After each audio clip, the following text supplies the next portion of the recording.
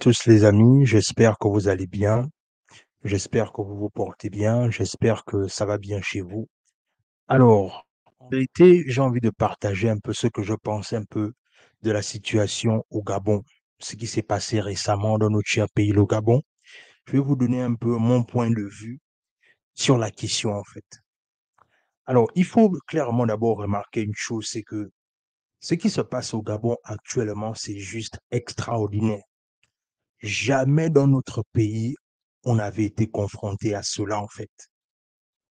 C'est-à-dire, j'ai même envie d'aller plus loin en disant que beaucoup d'entre nous, c'est la réponse d'une prière, en fait. Le fait que on voulait depuis que un militaire qui a des boules prenne clairement le pouvoir par rapport à tout ce qui se passait. On était là, on était toujours en train de se plaindre du fait que voilà, nos militaires ne veulent pas prendre leurs responsabilités. Et aujourd'hui, on a un militaire qui a mis en place une stratégie bien huilée qui a fait en sorte que il y a eu un coup d'État sans effusion de sang. Et malheureusement, ce qui se passe, c'est quoi? C'est-à-dire que dans ça, on devient gourmand. Et quand je parle de gourmandise ici, on parle du principe que les gars ne sont même pas là il y a une semaine, juste 48 heures ou au trop 72 heures, on commence déjà à se plaindre que voilà, il faut qu'il fasse ceci, il faut qu'il fasse cela. Mais je vais vous jouer une vidéo en fait qui rappelle ce que les Gabonais ne comprennent pas ou bien ce que les Gabonais ne veulent pas voir. C'est-à-dire le plan orchestré qui avait été mis en place pour que après la proclamation des élections, ce soit un carnage total qui concerne les populations au niveau du Gabon. Et vous allez comprendre dans cette vidéo que je réalise dans le long terme, c'est que le coup d'État que le général Brice Oligui Nguema a fomenté a été salutaire pour le reste de l'avenir du Gabon, de moins sa population, mais que personne ne veut pas réaliser en fait. Je vais jouer cette vidéo que j'ai trouvée très pertinente et je vais revenir derrière pour dire ce que moi je pense concrètement.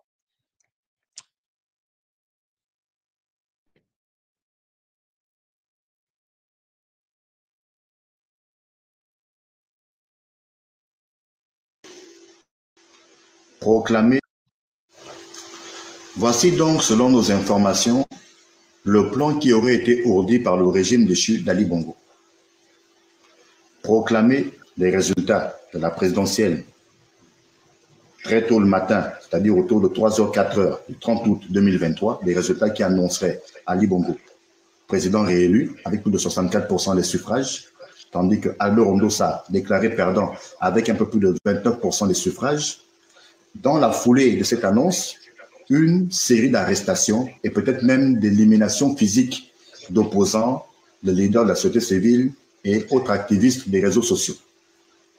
On en voudrait pour preuve, selon nos informations, l'interpellation de membres du directoire du parti Réagir, parti membre d'Alternance 2023. On en voudrait pour preuve également l'interpellation manquée de Bertrand Zibi à Ouyen, Bertrand Zibi qui s'est retrouvé à dormir en pleine forêt et a été ramené à Ouyen sous bonne escorte par les gendarmes installés en poste à la frontière Gabon-Guinée équatoriale. Pendant que Bertrand Zibi est en fuite, son gardien, le gardien de sa résidence d'Ouyen, est copieusement embastillé par la milice lancée à ses trousses par le régime déchu d'Ali Bongo. Et ce sont les gendarmes qui le récupèrent à la frontière et le ramènent à sa résidence. Ce sont ces gendarmes qui l'informent que l'ordre constitutionnel, l'ordre institutionnel, Ali Bongo n'est plus président. Voilà donc le scénario qui était ourdi. Et surtout, qu'est-ce qui va se passer? Selon nos informations, une réunion secrète aurait eu lieu entre Sylvia Bongo, première dame déchue, Ali Bongo, président déchu, Michel Stéphane Bonda, président du CGE déchu. À la demande du camp présidentiel déchu, il fallait que les informations, la compilation totale des résultats de la présidentielle soit d'abord communiqué au camp présidentiel déchu avant le renversement de ces résultats pour l'annonce officielle devant les médias. Et donc, c'est ce qui a été fait. Les résultats officiels, les vrais résultats officiels, donnaient Albert Rondo sa vainqueur, la présidentielle avec plus de 64% des suffrages, suivi Ali Bongo avec un peu plus de 29%, et les autres candidats se partageaient le reste des suffrages. Mais ces résultats ont donc été renversés, donnant Ali Bongo vainqueur de la présidentielle. Et dans la foulée, ces arrestations et même ces éliminations physiques allaient se faire. Et les Gabonais allaient simplement se réveiller mercredi 30 août 2023 au matin, d'apprendre simplement qu'un tel était arrêté parce que, ayant été coupable de tentative d'insurrection, tentative d'appel au soulèvement ou même prise d'armes. Et puis, la vie aurait continué. Surtout qu'on va noter deux indicateurs très simples. Le premier, c'est celui qui a lieu samedi 26 août 2023, autour de 16h-17h, quand Internet est coupé, avec le signal de médias internationaux. Tout était fait, c'était une auto-mise en embargo pour éviter que l'international ne puisse savoir ce qui se passe, pour éviter que les opposants ne puissent communiquer des informations entre eux, pour éviter que la société civile ne puisse lancer des alertes sur les réseaux sociaux. L'autre élément, c'est que le 16 août, Ali Bongo déploie les militaires aux quatre coins du pays, soit dit en passant pour sécuriser les élections. En réalité, l'idée derrière la tête était que devait mater les Gabonais, devait mater de l'empêcher de tourner en rond, devait mater d'opposants et l'activisme de la société civile. C'était sans compter avec le plan que les militaires, eux, avaient en tête, qui était de mettre un terme à la gabegie, mettre un terme à la mascarade et ramener l'ordre constitutionnel en remettant les institutions de la République à plat. Et on en vient même à se demander d'ailleurs, quand on regarde la réaction d'Ali Bongo dans la vidéo qui circule sur les réseaux sociaux dans laquelle il appelle à l'aide, s'il réalise vraiment ce qui se passe, ou s'il ne comprend vraiment pas ce qui se passe, ou alors joue-t-il la comédie? Mais on est tenté de penser que le président peut-être ne réalise pas totalement la gravité des faits. Parce que on se souvient que lors de la célébration du 12 mars, au Palais des Sports, 12 mars 2023, Ali Bongo dit devant ses ouailles n'avoir pas été présent physiquement pendant 5 ans. Même si le ministre de la Communication déchu, Rodrigue Mumba Bissaou, a voulu tourner les opposants en dérision en prétendant que le président, en le disant, voulait simplement dire qu'il n'avait pas eu droit à un bain de foule pendant 5 ans. Pourtant, lors de la célébration du 12 mars 2022 au Jardin botanique ou du moins sous la bâche botanique, on a bien vu Ali Bongo en plein bain de foule avec ses militaires sympathisants du Parti démocratique gabonais déchu. Et PDG d'ailleurs dont on n'entend même pas un son de cloche depuis que les militaires ont pris le pouvoir. Donc, deux questions. Soit Ali Bongo était présent, était bel et bien au Gabon, mais ce n'est pas lui qui gérait le pays.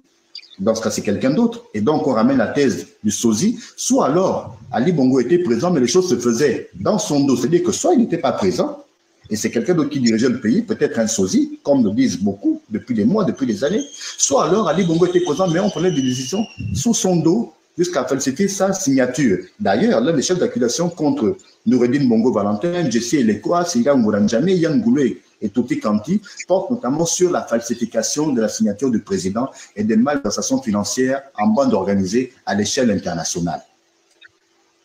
Voilà donc le scénario ourdi, un scénario qui malheureusement n'a pas tenu compte de la réaction des militaires.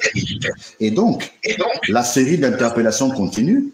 On annonce dans la foulée l'interpellation de Marie-Madeleine Bourancho, président de la Cour constitutionnelle déchu. Peut-être que son mari aussi, son mari officieux, Alain Mombo, président de la FED déchu, lui, serait également le fait.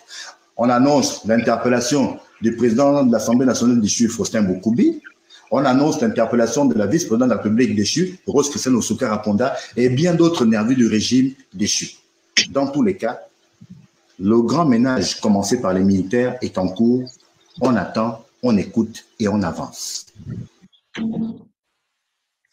Alors, quand vous réalisez un peu, vous comprenez clairement.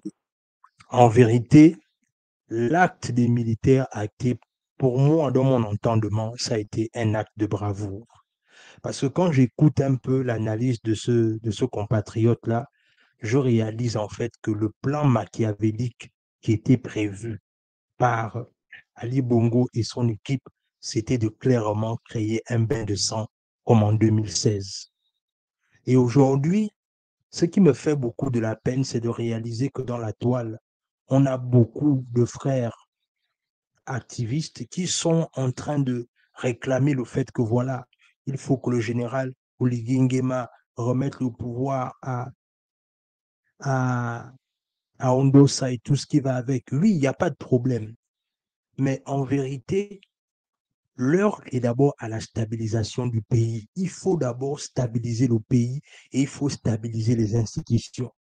Et moi, je pense que de vouloir simplement déjà que on donne le pouvoir au président élu, observons d'abord ce que le général Oligui Nguema veut faire. Prenons le temps d'observer, regardons, soyons patients et les choses vont, ce qu'il doit faire se fera. Mais pour le moment, ne gâchez pas, s'il vous plaît, la joie du peuple. Le Gabon a écrit une nouvelle page de son histoire. Parce que quand on écoute les analyses de ce frère-là, le plan machiavélique qui était orchestré, c'était de vraiment créer le désordre, encore une fois, en ce qui concerne les populations. Et bien évidemment, vous allez réaliser une chose, c'est que aujourd'hui, on veut peut-être un peu discréditer ce militaire-là, mais moi je pense que c'est un homme qui veut faire les choses différemment. Et même pas plus tard qu'aujourd'hui, il a retenu 4 réformes, que je vais certainement parler dans une autre vidéo, que il veut mettre en place. Donc, en vérité, observons d'abord ce qu'il va faire. Donnons-lui le bénéfice du doute, mais arrêtons les critiques inutiles dans les réseaux sociaux. C'est ce que je voulais partager avec vous. Dans tous les cas, dites-moi ce que vous en pensez en commentaire. Partagez la vidéo, laissez un like, laissez un commentaire. Et sur ce, on se dit à la prochaine.